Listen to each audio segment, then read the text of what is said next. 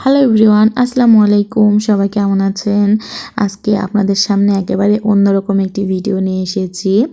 আপনারা অনেকেই অনেকভাবে কচুর শাক খেয়েছেন। আমি অনেকবার খেয়েছি। অনেকে ইলিশ মাছ দিয়ে খায়, আবার অনেকে পাঙ্গাস মাছ দিয়ে খায়, আবার দেখা যায় অনেকে এমনি কচুর শাক রান্না করে খায়। আর আমার কাছে কিন্তু কচুর শাকটা খেতে অনেক বেশি মজা লাগে।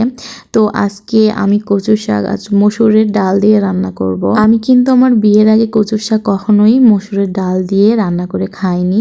সবসময় আম্মু মাছ দিয়ে না হয় এমনি রান্না করে দিত, আর আমার কাছে সেটাই কিন্তু অনেক বেশি ভালো লাগতো। তবে বিয়ের পর এখন শ্বশুরবাড়ি এসে অনেক ভিন্ন ভিন্ন খাবার খাওয়া শিখেছি। আসলে তেমনই একটা এই কচুর শাক আমার শ্বশুরবাড়ির মানুষ প্রায় দেখি মসুরের ডাল দিয়ে কচুর শাক রান্না করে খাই। তো এখানে আমি প্রথমে অল্প কিছু কচুর শাক দিয়েছি, তারপরে মসুরের ডালটা দিয়ে দিয়েছি। তারপরে এখানে মশলাপাতি যেমন আদা রসুন বাটা, তারপরে মরিচের গুঁড়া, হলুদের গুঁড়া, লবণ সব কিছু একসাথে দিয়ে নিয়ে এখন এটাকে সেদ্ধ করে নিতে হবে। আমার কচুর শাক কিন্তু এতটুকু না, আরও আছে। আসলে কড়াইটা অনেক ছোট, আর কচুর শাক অনেকগুলো আছে, একসাথে সবগুলা ধরেনি, এজন্য অল্প কিছু দিয়েছি। তারপরে যখন এটা আছেদ্দ হয়ে গিয়েছে তখন আমি বাকিটুকু আবার দিয়ে দিব। এখানে দিয়ে সামান্য একটু এখানে পানি অ্যাড করব, করে তারপরে এটা খুব ভালোভাবে সিদ্ধ করে নিতে হবে। মসুরের ডাল আর কচু একসাথেই কিন্তু সিদ্ধ করতে হবে।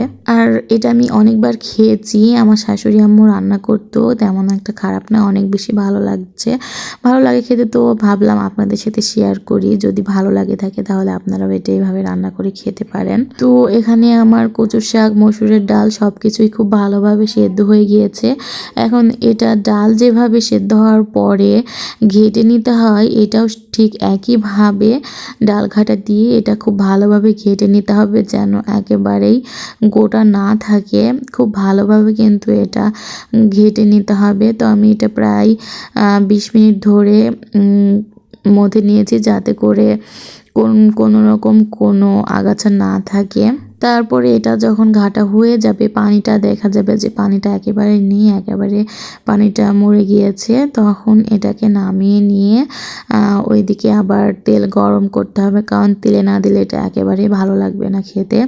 তো ওটা আমার একেবারে ভালোভাবে মতো নেওয়া হয়ে গিয়েছে। এখন আমি এখানে পেঁয়াজ, মরিচ, তারপরে রসুন বাটা না, একটুভাবে হালকাভাবে থেতলে নিতে হবে, নিয়ে তারপরে এখানে ডাল মশলা, যেটাকে সবাই গরম মশলা বলে থাকি, সেটা দিয়ে কচুর শাকটা এখন একটু ভালোভাবে তেলে দিলেই হয়ে যাবে।